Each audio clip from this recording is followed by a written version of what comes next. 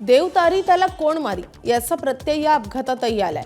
या अपघातात शशिकला जाधव थोडक्यात बचावल्यात, पण त्यांची मुलगी आणि 6 महिन्याच्या नातवाचा यात दुर्दैवी मृत्यू झालाय। पूजा बावचे आणि 6 महिन्याचा नातू समर्थ बावचेचा या अपघातात दुर्दैवी अंत झालाय। आमच्या याच्या नादात होतो, गप्पा मारत यायला लागलो होते पिकअप मध्ये।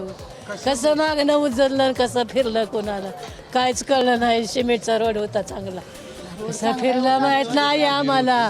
गिर कुठे कोण वाचवलं काय कळलं नाही आमच्या।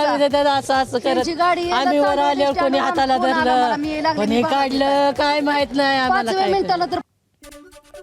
सोलापूर जिल्ह्यातल्या माळशिरस तालुक्यातल्या तांदुळवाडी गावाजवळ झालेल्या भीषण अपघातात 8 जणांचा मृत्यू झालाय। अपघातातील 5 जणांना इरफान मुजावर यांनी वाचवलंय।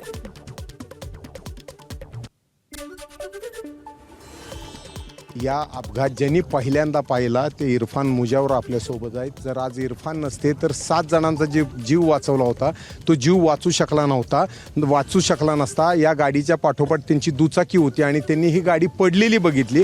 काय झालं आपण त्यांच्या तोंडून ऐकू। खऱ्या अर्थाने पहिले प्रत्यक्षदर्शी आहेत। मला सांग इरफान, काय घडलं? 200 फूट पाठीमागून ही कॅरी डमटम पूर्ण असं वायबल होत आलं गाडी।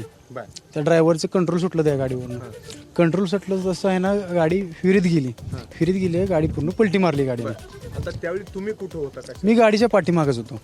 मी 200 फूट पाठीमागून बघतोय, म्हणजे मला वाटलं ही गाडी आता पलटी होणार आहेच। तर मला वाटलं मोकळ्या जागेत गाडी पलटी होईल, पण गाडी आली तशी डायरेक्ट विहिरीत पलटी मारली का मी आधी आहे ना गावात फोन केला कोल्हाला। मला जेवढी आहे ती तेवढे, आमचे ऑफिस आहे ना ते टमाट्याचं तरकारीचं, मग तिथून मी मला जेवढी आहे ती तेवढी सगळी घेऊन या म्हणलं। गाडीत एक 10-15 जण आहेत म्हणलं, गाडी पूर्ण फिरीत गेलेली आहे। तर गेल्यानंतर मला 1-2 जण त्यातले जेंट्स होते, ते 2 जण त्यांच्या ती वर आले। तर एक बारकं बाळ 4 वर्षाचं आहे ना, असं उलट होऊन वर आलं। म्हणजे एक 4-5 सेकंदच त्याच्यासाठी, त्याच्या आयुष्यासाठी। मला ती उलट दिसलं का मी ना पहिली उडी त्याच्या पैशी मारली।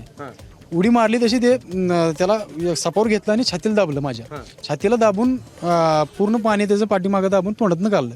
म्हणजे ती तिथं विहिरीतच त्याला वाचवलं। आणि असे किती जण काढली तुम्ही? असे आहे ना, मी माझ्या गावकरीच्या सहकार्यानं 5 जण बाहेर काढलेत असे मी। त्यात लहान मुलं किती होती? लहान मुलं त्यात 3 जण होती, आणि एक जेंट्स होता आणि एक लेडीज होती। इरफाननी वेळेचा बघितलं, ही गाडी पाण्यात पडली, तातडीनं गावकऱ्यांना फोन केले, मदतीला बोलवलं, आणि तोपर्यंत न थांबता त्यांनी बुडलेला जे पाण्यात बुडत असलेलं बालक बघितलं, लहान मुलगा, आणि त्याला पहिल्यांदा वाचवलं। आणि त्यानंतर बाकीच्या 4 ते 5 लोकांना त्यांनी पाण्यातून बाहेर काढलं। आणि आज खऱ्या अर्थाने इरफान या कुटुंबासाठी देवदूत ठरलेला आहे। कॅमेरामन आयुब कागदीसह सुनील दिवाणी, एबीपी माझा। महाराष्ट्रावर उद्धव ठाकरेंच्या उपस्थितीत काल सर्व खासदारांची बैठक झाली आहे। या बैठकीला सर्व 9 खासदार उपस्थित होते। अनिल देसाई, राजाभाऊ वाजे, संजय दिना पाटील, अरविंद सावंत हे खासदार प्रत्यक्षात बैठकीला हजर होते, तर इतर 5 खासदार हे ऑनलाईन बैठकीला उपस्थित होते।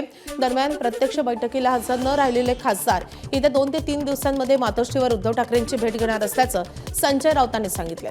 या सर्व खासदारांना उद्धव ठाकरेंनी मार्गदर्शन केलं असून पुन्हा पुढच्या महिन्यात या खासदारांची बैठक होणार आहे।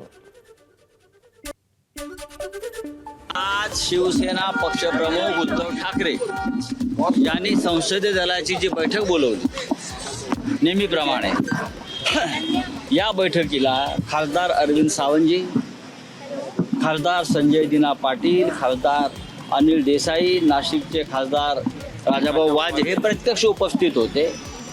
त्यानंतर उरलेले 5 खासदार हे व्हिडिओ कॉन्फरन्सिंगद्वारे उपस्थित होते। परभणी हिंगोली विधान परिषद निवडणुकीच्या पार्श्वभूमीवर महाविकास आघाडीचे उमेदवार डॉक्टर विवेक नावंदर यांच्या प्रचारार्थ आज परभणीत महत्त्वाची बैठक पार पडते।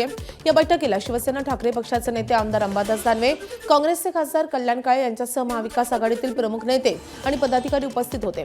मात्र खासदार संजय जाधव यांच्या अनुपस्थितीची चर्चा रंगली। यावेळी भाषणात अंबादास दानवे यांनी कुणाचे नाव न घेता कोणी तुम्हाला बोलावेल, सूचना करेल त्यांच्याकडे जाऊ नका, या निवडणुकीचे प्रमुख आमदार डॉक्टर राहुल पाटील आहेत असं सांगत कार्यकर्त्यांना सूचक संदेश दिलाय। आणि त्यामुळे शिवसेनेतील अंतर्गत घडामोडींवर पुन्हा एकदा चर्चा रंगतीये। समाजाला कोणत्याही सदस्याने, मी शिवसेनेच्या सदस्याला सांगतो, बळी पडण्याची आवश्यकता नाही। कोणी कितीही माणूस असला तरी संघटनेपेक्षा कोणी मोठं नाही, हे सगळ्यांनी समजून घेतलं पाहिजे। मी तुम्हाला संघटनेची शिस्त सगळ्यात महत्वाची, शिस्त पाळणारा छोटा असेल नाही तर मोठा असेल याची गय माननीय पक्षप्रमुख करणार नाही हे मी तुम्हाला सांगतो. आणि म्हणून बांधवांनो, हे निवडणूक लढत असताना आपल्याला मी सूचना करेल, विनंती करेल सगळ्या तिन्ही पक्षाच्या उमेदवारांना एकमेकांशी गैरसमज न करता आपण ज्यावेळेस आपली वज्रमूठ ठेवू तर विजय अवघड नाहीये. एबीपी माझा, उघडा डोळे बघा नीट.